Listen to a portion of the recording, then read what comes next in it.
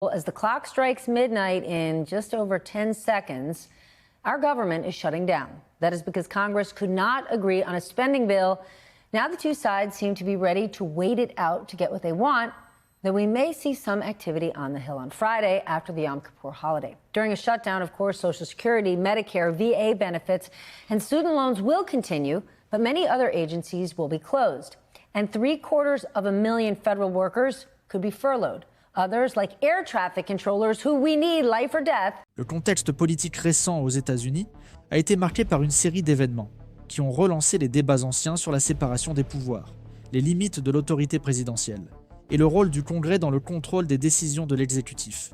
Les faits qui sous-tendent ce débat soulèvent des questions sur la conduite des politiques publiques, l'utilisation des instruments administratifs et l'interprétation des prérogatives constitutionnelles dans un contexte de forte polarisation politique.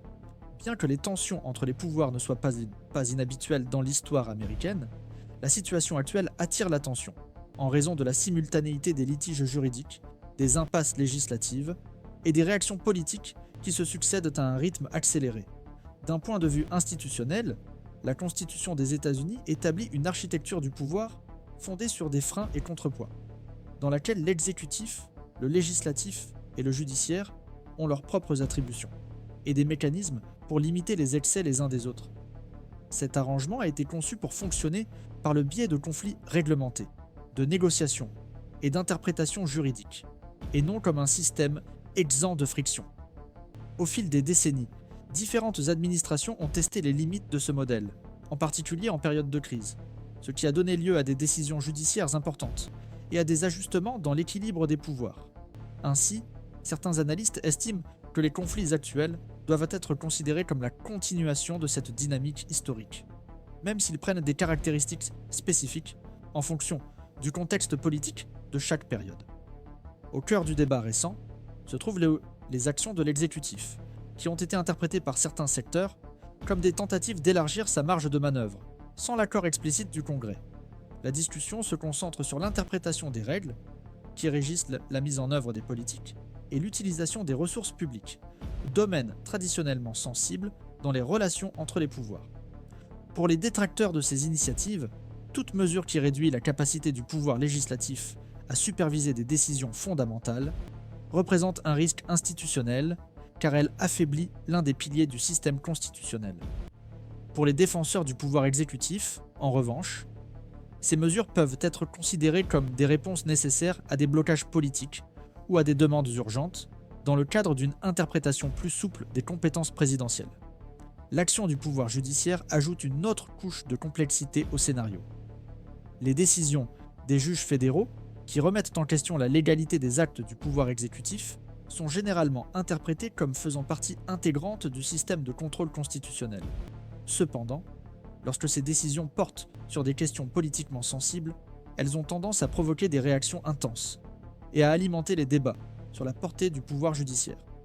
Certains experts soulignent que les décisions rendues par les instances inférieures ne constituent pas nécessairement un verdict définitif sur la constitutionnalité d'une action, mais plutôt des étapes d'un processus plus large, qui peut s'étendre sur des mois, voire des années. Néanmoins, le langage utilisé dans ces décisions influence souvent le débat public et la volonté du Congrès d'agir. Au niveau législatif, les parlementaires sont confrontés à des choix complexes. D'une part, il y a la responsabilité institutionnelle de contrôler l'exécutif et de protéger les prérogatives du Congrès. D'autre part, il y a des considérations politiques liées à la gouvernabilité, à la dynamique partisane et aux attentes de l'électorat. Dans un environnement fortement polarisé, toute initiative plus affirmée peut être interprétée comme une confrontation excessive, tandis que l'inaction peut être considérée comme un abandon de responsabilité. Cette tension explique en partie pourquoi les réponses législatives ont tendance à être graduelles et font souvent l'objet d'intenses négociations internes. Les divisions partisanes jouent également un rôle central dans ce contexte.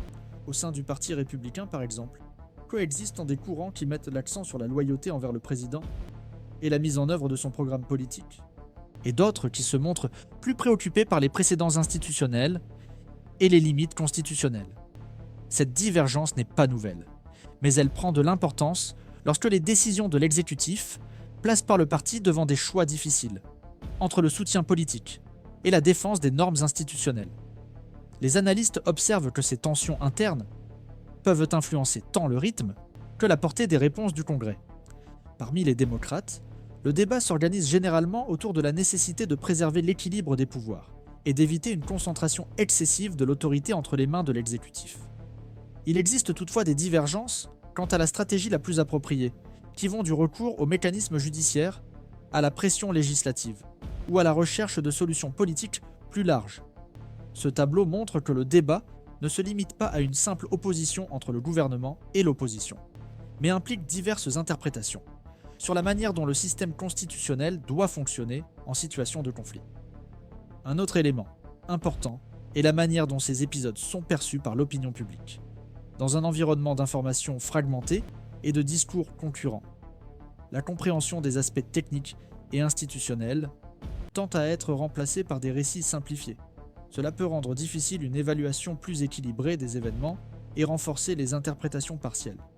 Certains analystes avertissent que la complexité du système constitutionnel américain exige une approche prudente, qui reconnaisse à la fois la légitimité des débats sur les politiques publiques et l'importance de préserver les règles et procédures établies. En outre, les observateurs institutionnels soulignent que des conflits comme celui-ci soulèvent des questions à long terme sur l'évolution du rôle présidentiel. Au cours des dernières décennies, l'expansion du pouvoir exécutif a été un thème récurrent dans les études universitaires, quel que soit le parti au pouvoir. Le recours croissant aux décrets, aux déclarations d'urgence et aux interprétations administratives plus larges reflète en partie les difficultés du processus législatif à répondre rapidement aux demandes politiques. En ce sens, le débat actuel peut être considéré comme un nouveau chapitre d'une discussion structurelle sur la manière d'adapter le système constitutionnel à un contexte politique et social en mutation. En résumé, la période que traversent les États-Unis rassemble des éléments historiques, juridiques et politiques qui se chevauchent. Les faits à l'origine des controverses sont analysés sous de multiples angles, sans consensus clair sur leur signification ou leurs implications finales. On observe un processus en cours, dans lequel les décisions judiciaires, les positions législatives et les réactions politiques continuent de façonner le débat. Pour comprendre ce scénario, il faut reconnaître la coexistence d'interprétations divergentes et la nature dynamique du système constitutionnel américain qui se construit et se redéfinit précisément à travers ces conflits réglementés. L'analyse porte sur les conséquences indirectes et les effets systémiques que des conflits institutionnels de cette nature peuvent produire, notamment en ce qui concerne la perception de la stabilité politique, la prévisibilité normative et la confiance dans les institutions américaines. Bien que le débat public associe souvent ces conflits à des réactions immédiates des marchés ou à des scénarios d'instabilité économique, les experts adoptent généralement une approche plus prudente, soulignant que les impacts réels dépendent de multiples facteurs et se manifestent de manière progressive et non automatique. Du point de vue de l'économie politique, l'attractivité des États-Unis en tant que destination d'investissement est historiquement liée à la combinaison de la taille du marché, de la profondeur du système financier et, surtout, de la prévisibilité institutionnelle. Les investisseurs ont tendance à évaluer non seulement les indicateurs économiques traditionnels, mais aussi la capacité du système politique à résoudre les conflits de manière ordonnée, dans le cadre de règles connues. Dans ce contexte, les conflits entre l'exécutif, le législatif et le judiciaire ne sont pas en soi des signes de fragilité, car ils font partie de la conception constitutionnelle. Selon de nombreux analystes, la question centrale est de savoir comment ces conflits sont menés et résolus. Certaines interprétations soulignent la résilience du système américain. Les défenseurs de cette lecture font valoir que le pays a déjà traversé des crises politiques intenses, notamment des procédures de destitution, des litiges électoraux contestés et des affrontements entre les pouvoirs, sans que cela n'entraîne d'effondrement institutionnel durable. Pour ce groupe, le fait que les divergences soient mises en évidence, débattues publiquement et éventuellement résolues par des décisions judiciaires ou des accords législatifs démontre précisément la vitalité du système de frein et contrepoids. Dans cette optique, le conflit actuel serait un épisode de plus, dans un schéma historique connu. D'autre part, certains analystes attirent l'attention sur l'accumulation des tensions institutionnelles au fil du temps. Ils observent que, même si chaque épisode isolé peut être absorbé par le système, la répétition fréquente de conflits de forte intensité peut, progressivement, affecter la perception de stabilité. Cette interprétation ne présuppose pas une rupture imminente, mais suggère que la normalisation des disputes constantes sur les limites constitutionnelles peut générer des incertitudes à moyen terme, surtout si elles s'accompagnent de discours qui remettent en question la légitimité des autres pouvoirs. Dans cette perspective, le risque ne réside pas dans un événement spécifique, mais dans le schéma qui se construit au fil du temps, dans le domaine des marchés financiers. Les experts soulignent que les réactions aux événements politiques sont généralement modulées par les attentes. Des fluctuations ponctuelles peuvent se produire en période de grande incertitude, mais elles sont rarement attribuées à un seul facteur institutionnel. Les taux d'intérêt, les politiques monétaires, le contexte international et les performances des entreprises ont souvent une influence plus directe sur le comportement des investisseurs. Ainsi, même si les conflits constitutionnels peuvent contribuer à créer un climat de prudence, ils s'ajoutent généralement à d'autres éléments et ne déterminent pas à eux seuls des mouvements de capitaux importants. La dimension internationale du débat mérite également une attention particulière. Les observateurs de la politique étrangère soulignent que les partenaires et les rivaux des États-Unis suivent de près les conflits internes liés à la gouvernance et à la stabilité institutionnelle. Cependant, les avis divergent quant à la signification stratégique de ces observations. Certains analystes suggèrent que les conflits internes visibles peuvent être interprétés comme des signes de fragilité, tandis que d'autres affirment que la transparence du débat politique américain contraste avec des systèmes plus opaques et peut renforcer à long terme la crédibilité démocratique du pays. Cette ambiguïté rend difficile l'établissement d'une interprétation unique des effets externes des tensions actuelles. Un autre point important est le rôle du pouvoir judiciaire en tant qu'instance de contention et de médiation. Lorsque les différends entre l'exécutif et le législatif sont portés devant les tribunaux, le système juridique joue alors un rôle central dans la définition des limites et des procédures. Les spécialistes du droit constitutionnel soulignent que ce processus a tendance à être lent et technique, souvent éloigné des récits politiques les plus immédiats. Les décisions judiciaires peuvent établir des paramètres importants, mais elles laissent également place à des interprétations futures, en particulier dans les domaines où la Constitution offre des principes généraux et non des règles détaillées. Au Congrès, le débat sur la manière de répondre à ces conflits reflète des préoccupations tant institutionnelles que stratégiques. Certains parlementaires soutiennent que l'utilisation d'instruments formels de contrôle est essentielle pour réaffirmer le rôle du pouvoir législatif. D'autres estiment que l'intensification des confrontations peut entraver l'adoption de programmes considérés comme prioritaires, tels que le budget, les politiques sociales ou les mesures de sécurité nationale. Cette tension entre contrôle et gouvernance contribue à des réponses graduelles et souvent fragmentées. L'opinion publique, quant à elle, joue un rôle indirect mais important. Des études indiquent qu'une grande partie de l'électorat suit ces débats de manière partiale, influencée par les récits médiatiques et les positions partisanes. Cela peut limiter la capacité des discussions techniques et institutionnelles à approfondir le débat public. Néanmoins, la perception que les règles sont mises à l'épreuve ou réinterprétées tend à influencer les niveaux généraux de confiance dans les institutions, même si c'est de manière diffuse. Plus largement, le scénario actuel relance les discussions académiques sur l'évolution du présidentialisme aux États-Unis. Des études montrent qu'au cours du XXe siècle et au début du XXIe siècle, le pouvoir exécutif s'est étendu en réponse aux crises économiques, aux guerres et aux défis mondiaux. Cette expansion s'est souvent produite avec l'aval implicite du Congrès ou grâce à des interprétations juridiques de plus en plus larges. Le débat actuel peut être compris comme s'inscrivant dans le cadre d'un ajustement continu entre l'expansion du pouvoir exécutif et les tentatives de rééquilibrage institutionnel. Ainsi, l'analyse suggère que les effets des tensions actuelles ne peuvent être réduits à des diagnostics immédiats ou à des conclusions simplifiées. Ils s'inscrivent dans un processus plus large de négociation institutionnelle dans lequel les perceptions du risque, de la stabilité et de la légitimité se construisent au fil du temps. La signification de ces événements dépendra moins de déclarations isolées que de la manière dont les différents pouvoirs réagiront, dans le cadre des règles existantes, aux différends qui continuent de se développer.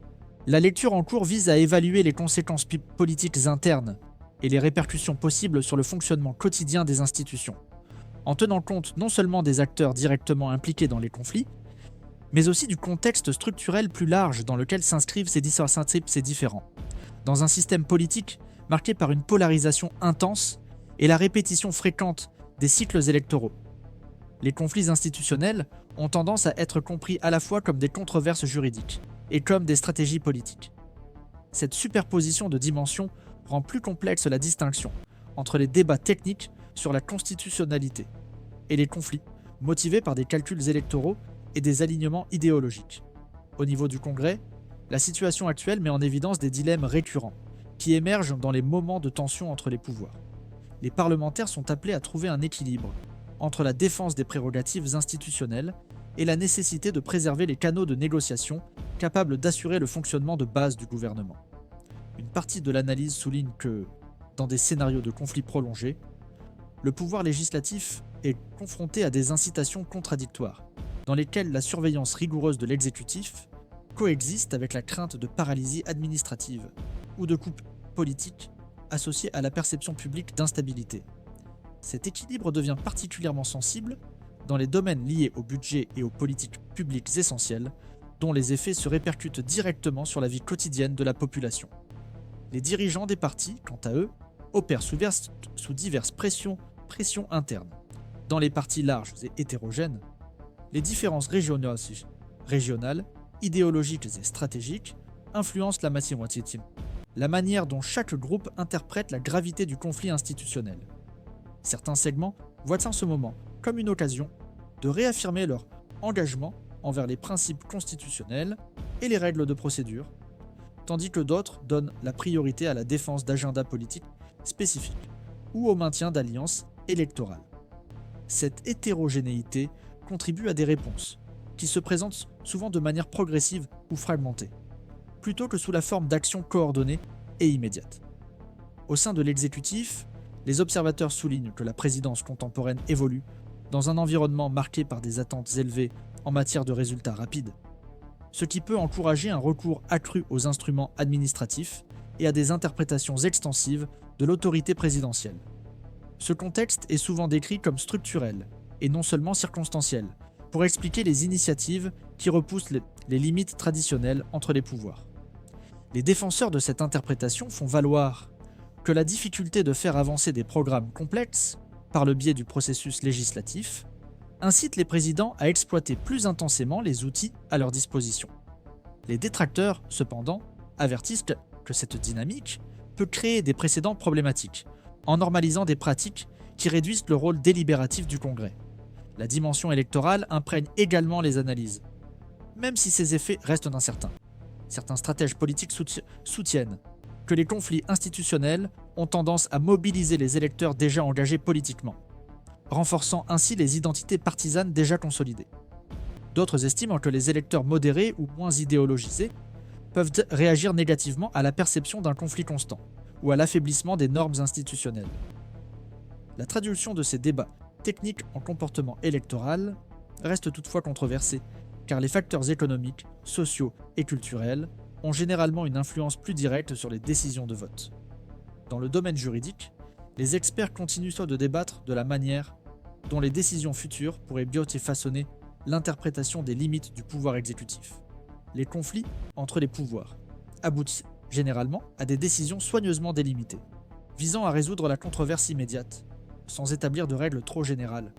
Néanmoins, même les décisions de portée limitée peuvent influencer les pratiques administratives et les attentes politiques. Le rythme même du processus judiciaire, avec ses délais et ses procédures spécifiques, ajoute une couche d'incertitude temporelle dans laquelle les effets institutionnels s'accumulent progressivement, plutôt que de se manifester de manière abrupte. L'interaction entre le pouvoir judiciaire et la politique alimente également les débats sur la légitimité.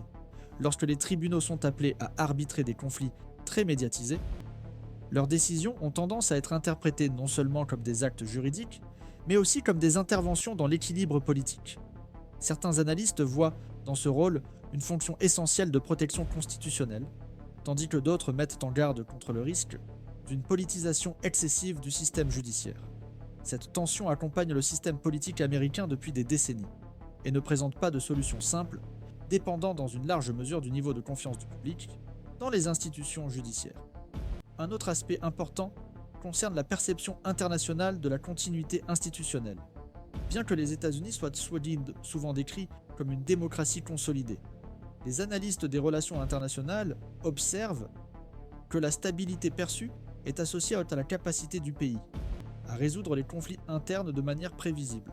Le suivi attentif des litiges constitutionnels par des acteurs extérieurs n'implique pas nécessairement une attente de rupture, mais reflète un intérêt pour la compréhension de la manière dont le système réagit aux défis internes. L'interprétation de ces signaux varie toutefois en fonction du contexte géopolitique et des relations bilatérales en jeu. À un niveau plus large, le débat en cours peut être compris comme faisant partie d'un processus continu d'adaptation institutionnelle. Les systèmes de politique complexes restent rarement statiques, et les tensions récurrentes conduisent donc souvent à des ajustements informels, réinterprétant les pratiques et les limites sans modification formelle du texte constitutionnel. Pour certains chercheurs, ce mouvement témoigne d'une flexibilité et d'une capacité d'adaptation. Pour d'autres, il soulève des inquiétudes quant à l'érosion progressive des normes, qui dépendent davantage des coutumes et de l'autocontrôle que de règles explicitement codifiées. En réunissant ces différents niveaux d'analyse, il apparaît clairement que la signification politique et institutionnelle des événements récents reste ouverte. Il n'y a pas de consensus sur la question de savoir si le moment actuel représente un tournant durable ou simplement un épisode supplémentaire, dans une trajectoire historique marquée par des conflits régulés. Ce qui peut être affirmé avec plus de certitude, c'est que les réponses adoptées par les différents pouvoirs, ainsi que la manière dont ces débats seront intégrés dans le fonctionnement quotidien des institutions, joueront un rôle central dans la définition de leurs effets à long terme. Suivre ces développements exige une attention constante aux nuances, aux interprétations concurrentes et à la capacité du système politique américain à absorber les tensions sans compromettre ses fondements institutionnels.